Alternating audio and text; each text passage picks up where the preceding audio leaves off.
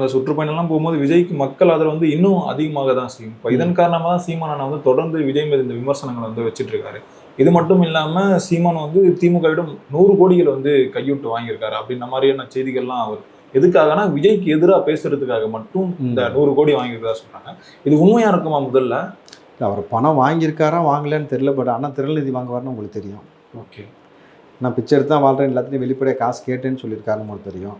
அப்போ ஒரு ஆஃபர் வந்திருக்குன்னா வாங்காமல் மறுதளிச்சுட்டு அவர் பாட்டு நின்றுப்பாரா அப்படின்றது மக்கள் தான் நீங்கள் எடுத்துக்கணும். ரெண்டாவது விஷயம், அப்படி மறுத்திருந்தால் நீங்கள் ஏன் விஜயை திடீர்னு எதிர்க்க வேண்டிய அவசியம் என்ன இருக்குது?